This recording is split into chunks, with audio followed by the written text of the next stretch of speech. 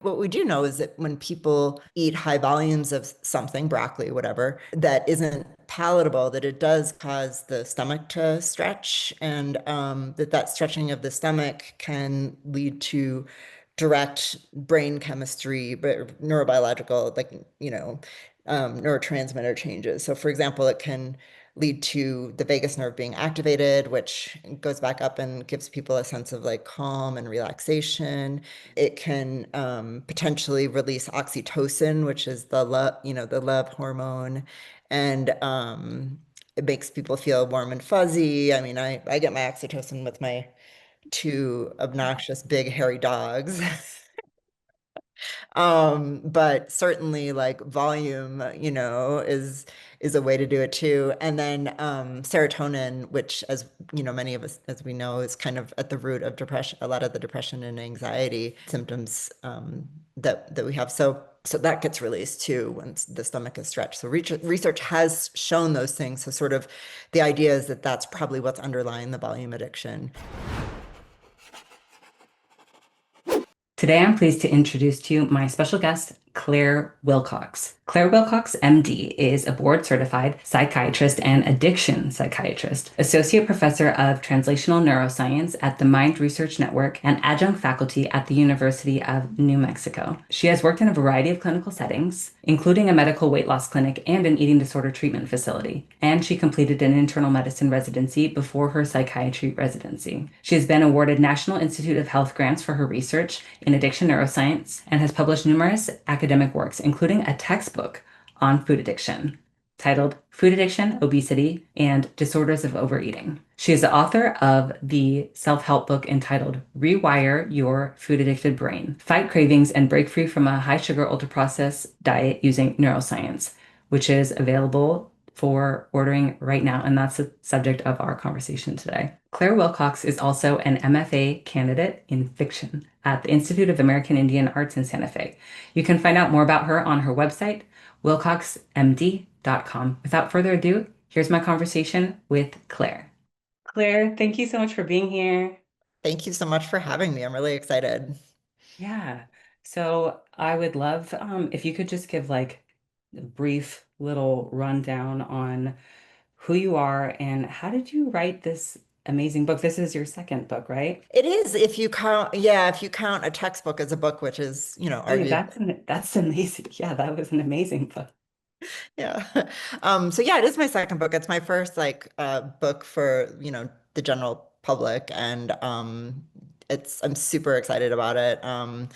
I was kind of inspired by having written the textbook and thought, it'd be really great to write something more distilled and straightforward that, people that are struggling can actually read something that when I was looking for help, like I would have wanted to have access to, and sort of integrating the science because I'm kind of a science geek and I felt like I needed to believe in this whole food addiction thing. I needed to like see the data. And then I ended up starting listening to the Food Junkies podcast around the same time that I finished the textbook. And I was just like, oh my God, these people, like the people they were interviewing just had so much great information and solid like science backing their statements. And so I was just excited to sort of bring those two things together, the textbook, the work I had done with the textbook, and what I was like learning and being inspired by like on the Food Junkies podcast. So thought it was worth writing a book about it. And I Hmm. approached them and they were like, yeah, definitely. And they super helped out and we did lots of collaborating together, which was great because Molly and Clarissa have they're the hosts, two of the hosts of the Food Junkies podcast. Molly and Clarissa have practice with sweet sobriety and they see a lot of patients and or patients, clients, I guess is the correct word. And Vera Tarman has written her fantastic book, an origin book for food addiction. So yeah, it just felt like the right time and the right situation. Cool. And you're also you do you work in you're a psychiatrist, correct? Do you Um, also work with this population? I do a little bit. So I have seen tons of patients with addictions because I'm an addiction psychiatrist primarily. And I worked in an eating disorder treatment center for about a year and a half. And then I also worked in an obesity clinic 100,000 years ago. And So I've seen kind of, and when I was in the eating disorder, working there, great facility for treating eating disorders in Albuquerque, they were not using a food addiction treatment model, and that was discouraged because that's pretty common in most eating disorder treatment facilities. So I wasn't using a food addiction treatment paradigm. Hmm, hmm. So I've done some, like in my private practice, I definitely like went a little rogue and tried the food addiction paradigms and had some success. But I'd say my clinical, that's where Molly and Clarissa were awesome because they've had a lot of, and I'm super like I've done a ton of psychotherapy and medication management with people with addictions too. So I feel very comfortable with that aspect. That's cool. Yeah, Yeah. you distilled so much into your book, which I think is great. One of the things that was really interesting to me, I think, is that some people, maybe from the outside, feel that food addiction might be conflated with obesity, and that there's like a large emphasis on weight. And same thing in eating disorders too. It's like some people think it's all about weight, and even a lot of people who are suffering, there can be kind of an obsession in your mind. But what I loved is that there was a section in your book that talked about some powerful non-weight goals that can guide someone's recovery from food addiction. And you just like named a lot of them. I was wondering, I think the audience would love to be inspired and hear about what are some things in our recovery that we can focus on that are not weight, that can be sort of, yeah, things that we might aspire for. I'm wondering if you can share some of those. Sure, yeah. So I think, sort of some backstory on that is that the more, from a neuroscience perspective, the more we make weight loss our goal and the more we restrict our caloric intake, if we have food addiction sort of brain circuitry, the more likely we are to struggle, like go back to our drug of choice, right? Because it just basically activates all the neurobiological pathways that lead us to binge in the first place. And so kind of switching that mindset away from the weight loss to something less triggering and also real. Like I just have to say, like, in the throes myself of suffering with binge eating and stuff like that, I kept trying and like, oh, this is so hard. Like it's never gonna happen for me, and lots of like hopelessness. But like now that I feel like, you know, I I don't really have the cravings anymore. And so I don't know, they talk about it in Overeaters Anonymous for people that like overeater, the 12-step stuff. And the promises, like like you get out of it and the cravings go in, you're just like, oh my God, life is so much better. So I'll just maybe read a few like Yeah, I love it. from the book. So and I'm really happy you kind of flagged that because it's so great to be out of it, right? Like, and it sucks to be in it. So it's just like it is possible with persistence and but yeah, so like a life free of food obsessions and cravings, like it actually does happen. Increasing your energy, freedom from obsessions and cravings, lower depression, irritability, and anxiety. I mean, huge, right? Like Yeah. higher inner peace. That's been a big one for me. Just feeling like fine about myself and like not being in the ups and downs and the swings and the emotional sort of highs and lows and self-judgment, better concentration and attention, reconnection to true hunger fullness cues. I mean, that Mhm. really does happen in recovery where people are able to, eat normal sized meal and feel fine afterwards rather than Yeah. have each meal like lead to wanting more Hmm. in the end. And neutrality around food, higher self-esteem and confidence, huge. Health reasons. So anyway, that's just some of the ones on the list, and I ask people to rate sort of when they start out with this, their where they are, and then kind of over time, rate, track themselves and see how they're doing because it does get better. So sometimes you can say, oh my God, I had a, no, for some of us, like some people switch quickly into some sort of recovery, but most people, you kind of have to work at it for a while. So having that marker, like, oh yeah, I'm not like 100% perfectly better, but I'm definitely getting closer can be really encouraging for people. So yeah. Absolutely. I mean, many interesting things that you talked about, but one interesting thing was volume addiction, and some of the theories that are that are circulating at the moment because we actually don't exactly know what's going on. But you did share the current theories. And I was wondering if you could talk about like what are some of the theories, like why are people drawn to eating large amounts of food, even when the food itself isn't highly palatable? Yeah. So yeah, so kind of the theories that I've heard about, and I think too, people talk about volume addiction, and certainly people in the that binge eat and in the recovery world and in the eating disorders treatment world, like talk about volume addiction. But to my knowledge, it hasn't really been like even defined as a sort of syndrome, or we don't really have a diagnostic tool for it yet. Like nobody's done a population study. We're still in the theoretical framework. What we do know is that when people eat high volumes of something, broccoli, whatever, that isn't palatable, that it does cause the stomach to stretch, and that stretching of the stomach can lead to direct brain chemistry, but neurobiological, like, neurotransmitter changes. So, for example, it can lead to the vagus nerve being activated, which goes back up and gives people a sense of like calm and relaxation. It can potentially release oxytocin, which is the love hormone, and it makes people feel warm and fuzzy. I mean, I get my oxytocin with my two obnoxious big hairy dogs. But certainly like volume, is a way to do it too. And then serotonin, which as many of us as we know is kind of at the root of depression, a lot of the depression and anxiety symptoms that we have. So that gets released too when the stomach is stretched. So research has shown those things. So sort of the idea is that that's probably what's underlying the volume addiction.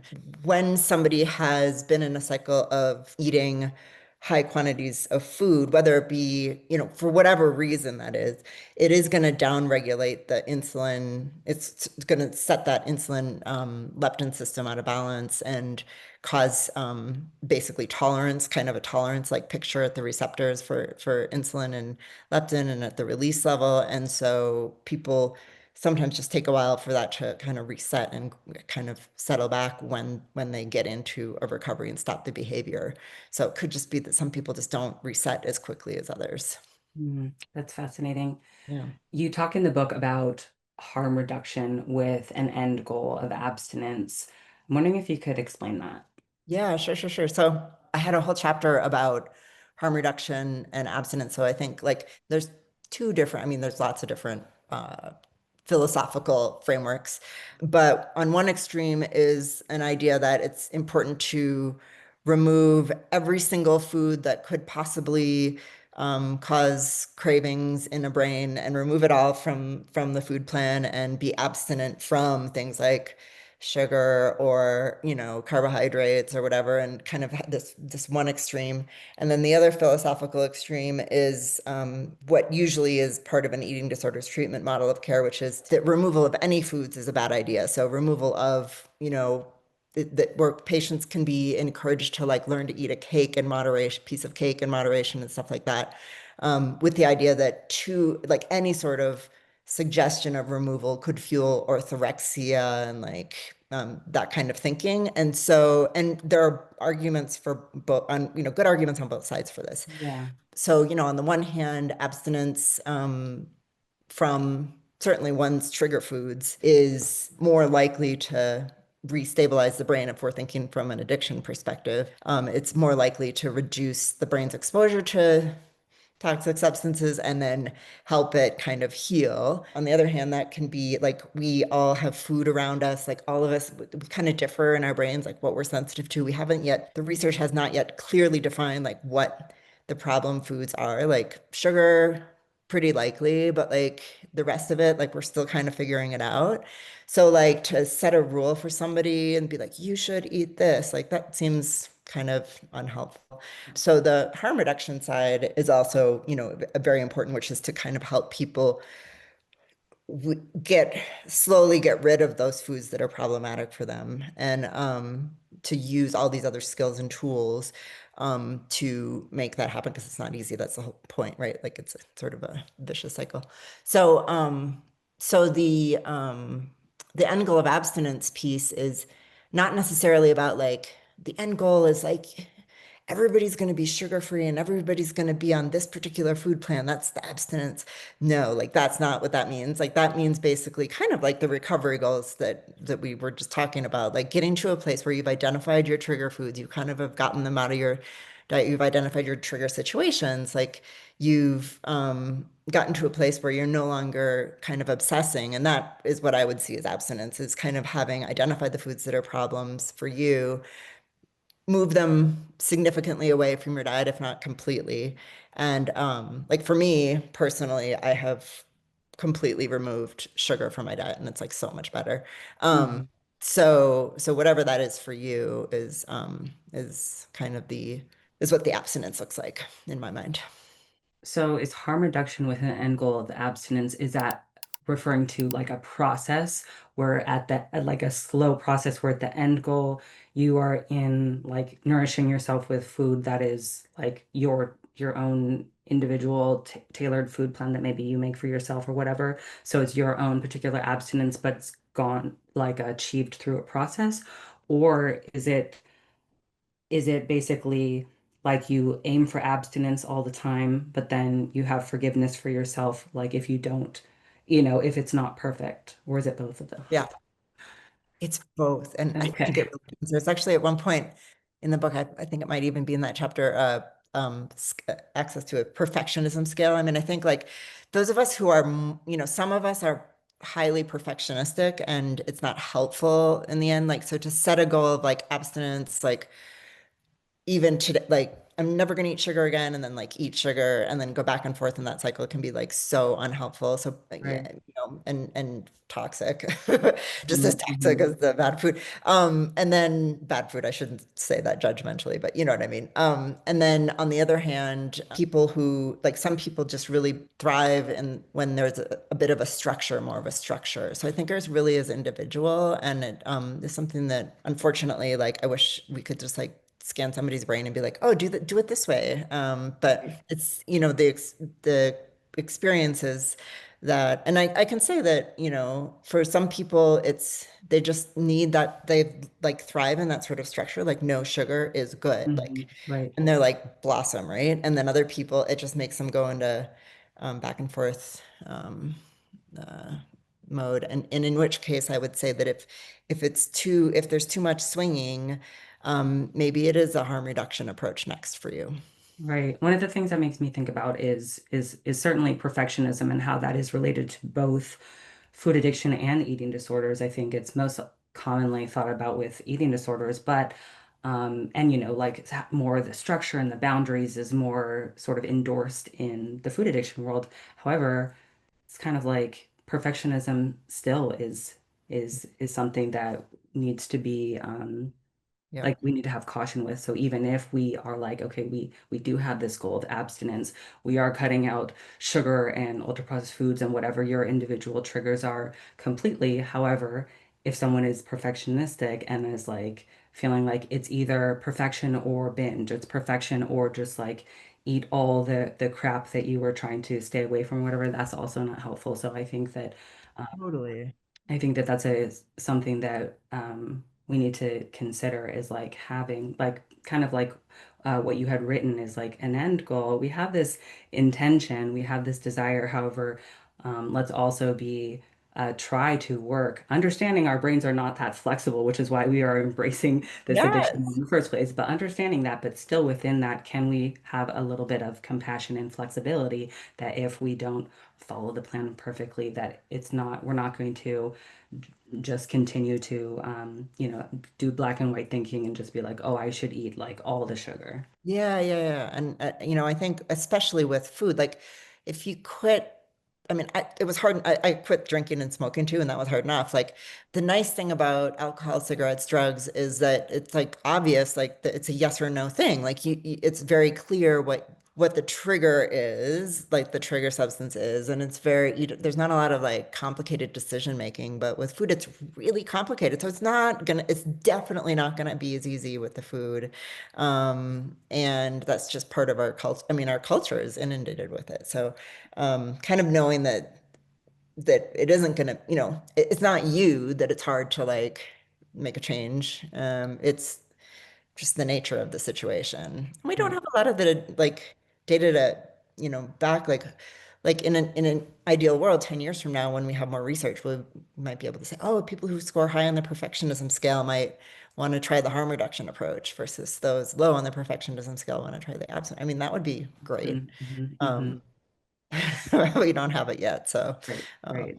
um, So I have a personal fascination with cravings and mhm. urges. Like in my doctoral program, I did a lot of research on that because I mean, I feel like that's a crux of a lot of our compulsive behaviors is like just this cravings and urges. No. And if we didn't have these cravings and urges, then we wouldn't necessarily be having these issues. So I think cravings are fascinating, and I loved some of the ways, the practical ways that you were talking about how to manage cravings. That's not just your typical willpower stuff. So I was wondering if you could share some of those strategies with our anyone who might be watching or listening. The last three chapters in the book are kind of organized by cue, reactivity, or cravings. Well, actually, not. So, cravings spans all three of the categories. So, there was cue reactivity, which is the sensitivity of our brains to like cues in the environment that are related to food or the problem foods. Second was emotional processing and how we do with. How we sort of develop the neurocircuitry to eat to feel better, to like reduce depression symptoms, reduce anxiety symptoms, like cope with stressors. And then the third, chapter 12, was about impulse control and decision making and how like our prefrontal cortices get miswired. And so ways to like improve that functioning. In each of these chapters, I had like skills that people can use to kind of beef up the neurochemistry in these three areas. Cravings really span all three categories, right? So like cravings are triggered by things that we've been conditioned to love, conditioned through overuse.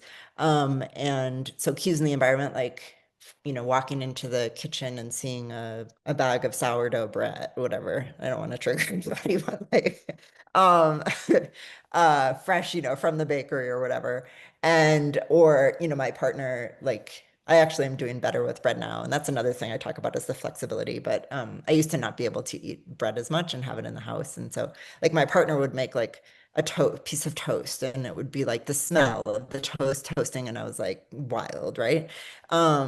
So that's a cue. Emotional like stressors can trigger cravings. And then if the prefrontal cortex isn't sort of acting strongly, then it's very difficult to not act on the cravings, like to not behave, to not go towards it.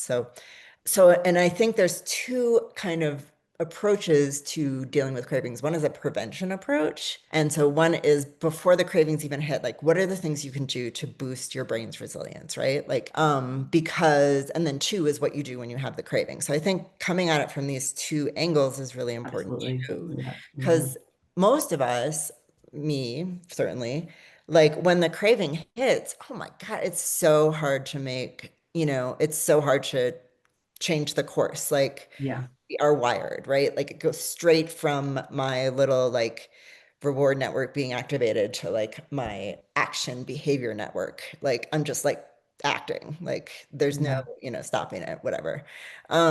So I think for me, the kind of area where I mean, and so there's things you can certainly do in the moment, but there's a lot of things you can do to prevent the craving from coming on. So some of Absolutely. the things, I kind of brought up in the book in various points in those chapters that you highlighted were being aware of your environment. So like making sure that you start to identify what your triggers are. Like there are food cues all over our environments. Like we have go into the break room at work and there's something there, or our family eats certain things that trigger cravings. Certainly, like driving down the street and driving past the grocery store that we normally purchase something problematic at, like that'll do Yeah. it to me.